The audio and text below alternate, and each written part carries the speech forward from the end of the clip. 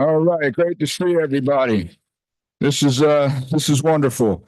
Got a new gentleman sitting right here. Welcome. All right, how many new guys do we have? Raise your hands. Stand up, gentlemen. Look at that, guys. Woo. All right. All right. Hold on, young man. Stand up.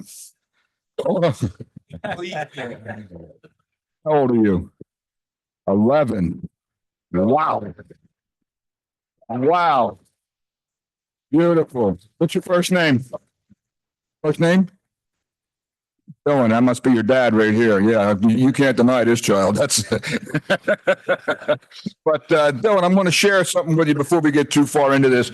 Before I get into my remarks, how many guys are here with their father or their sons? Just or grandfathers. We probably have some grandfathers in the room. Look around there. Look around there. Isn't that wonderful? That's great. So Dylan, let me share something with you. I don't care what you get your father for his birthday. I don't care what you're getting for Christmas. I don't care what you're getting for Father's Day. I'm telling you that there is no greater gift that you can give your father than to come on retreat with him every year. Right?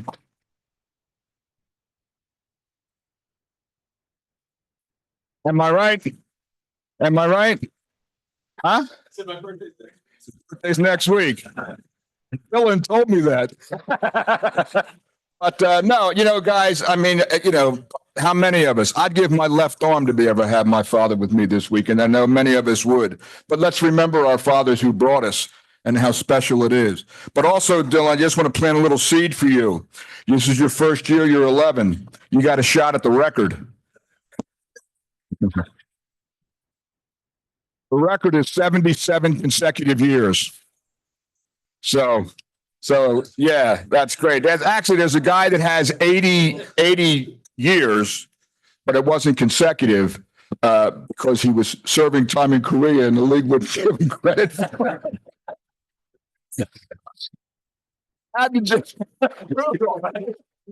Had the gentleman been alive, I would have given him credit. I was as president, that would have been my first move. But anyway, hey guys, I'm having a great day, but I got to share something with you because this morning I'm up in my office and I get a phone call. I rarely get phone calls on the weekend, but I get this phone call and the woman says it's a neighbor from across Second Avenue, and her tone was a little bit forceful, and she says to me, "Your deer have broken through your fence and they're eating my trees."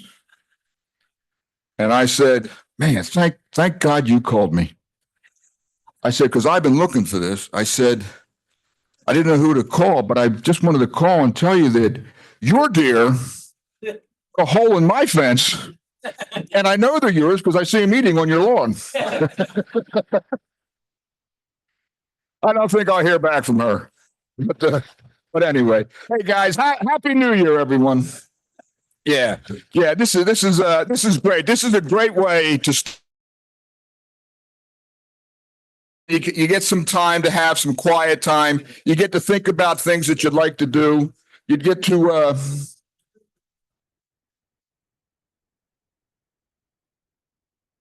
Thank you.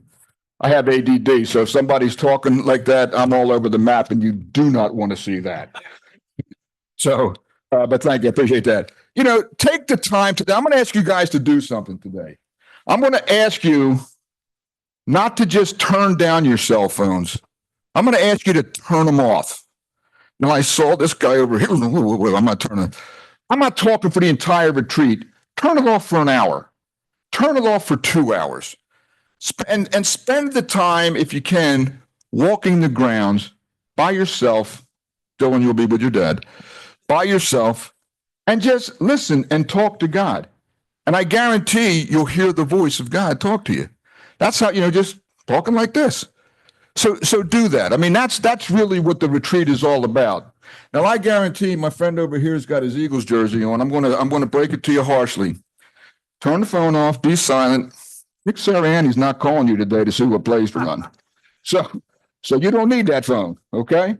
So really do yourself a favor and don't just turn it off and sit with your friends and chat. The socialization takes place here.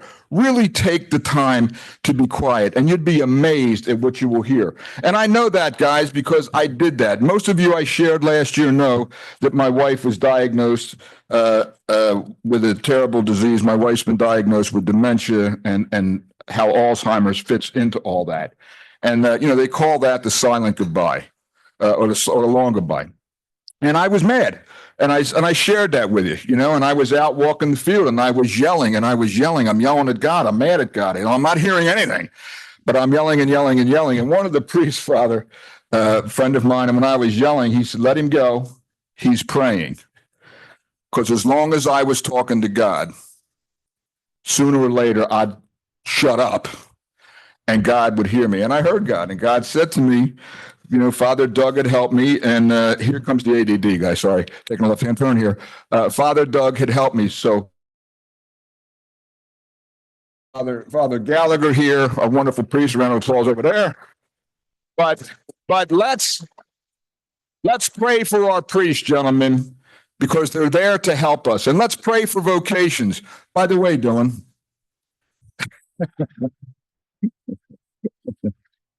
Anybody in here who's, of that age, if you happen to hear an inkling that maybe the priesthood could be in your future, don't ignore it.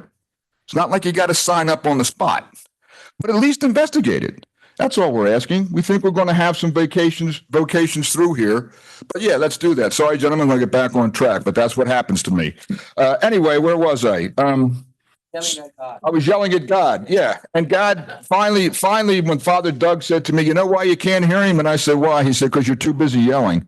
Not only silence your voice, silence your heart. And I sat and it came to me, Jesus, I trust in you. And if I put all my trust in God, everything will be all right. And what I heard was, Michael, we are born to serve. And there is no greater honor for you than serving your wife. Take care of her. Now, my wife is still able to function pretty highly. So we went to Italy and we're doing some things, but it is progressing. But we are living the best life that we can, and God is showing us the way. And gentlemen, anybody could stand where I am right now and share a story of a burden they're carrying. This isn't about me. But if you put your trust in God and you listen, he will get you through it. That's what's so important about hearing the silence. Let God talk to you. So please, please, please do that. Now, a lot of switching topics again. Do you guys know what they call this talk that I give? Sermon on the amount. The Sermon on the Amount. And it's I don't know who came up with that, but it's a great line. I want to thank this group because, it's a $275 fee for the retreat.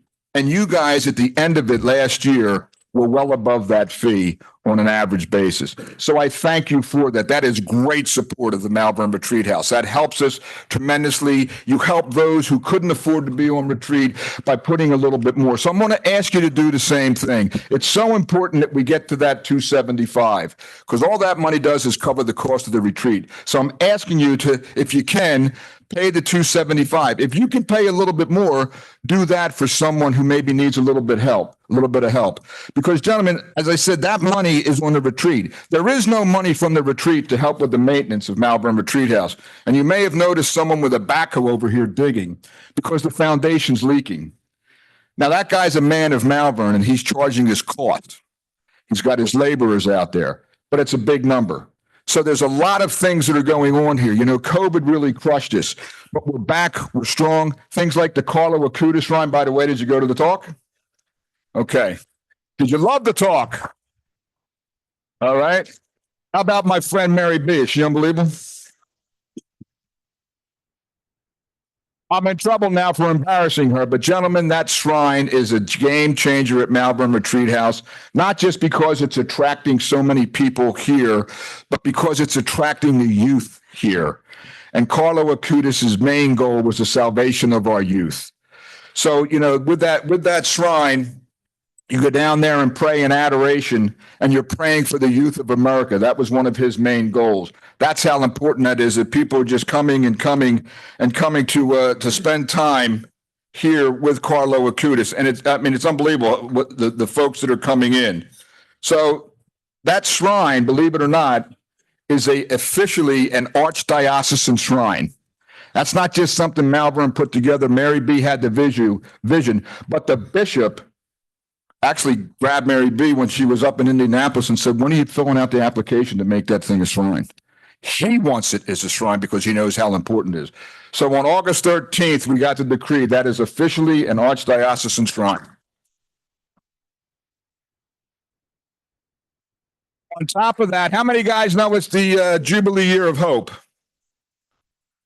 Oh, they're beautiful. We got a decree from the Archbishop that shrine during the Jubilee Year of Hope, being in that shrine, you can get indulgences, or plenary indulgences throughout 25 because we have that shrine.